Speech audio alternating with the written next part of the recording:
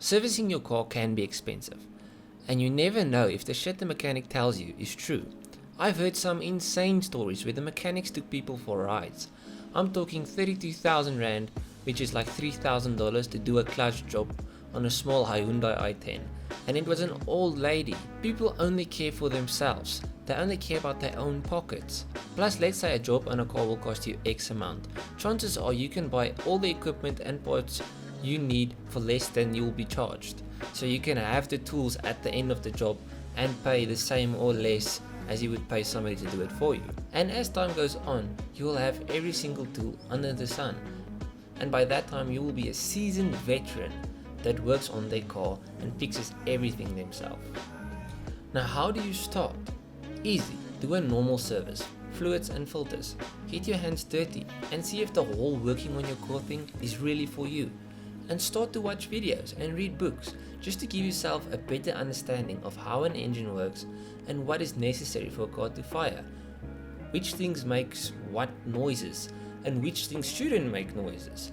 And learn the layout of your specific engine. So if somebody talks about a MAF sensor or a crank pulley or what have you, at least you know where the specific part is they are talking about. And then next time something breaks in your car, do the research on your specific car with your specific engine, that combo. Chances are you'll find a forum where they discuss exactly this job.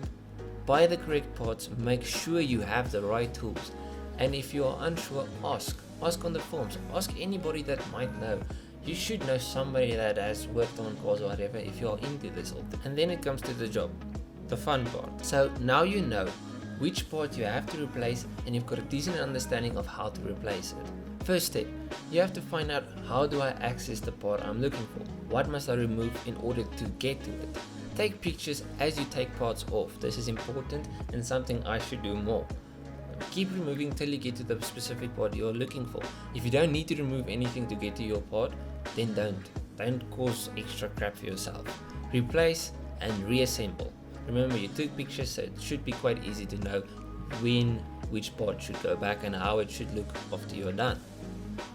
Now, I left out a few steps. You will swear a lot, and you'll probably cut yourself at least once. And one or more sockets will fall into the infinite void that is the inside of an engine bay. But trust me, when you are done, you'll feel a sense of achievement because you did it, you fixed it, and you saved a bunch of money while doing so. But moving to the more complicated stuff, make sure when you do a job like that you know exactly how it is done. Do enough research before.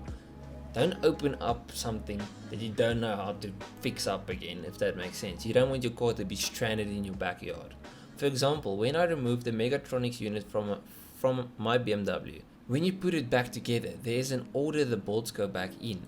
In other words, you can't just put the screws back and put it up. It's very specific. There's a tightening order, there's torque, there's everything.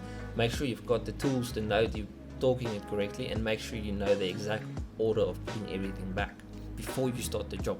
And if you think you can't find any of these things, you're not searching hard enough. The internet is an amazing place full of amazing people sharing their experiences.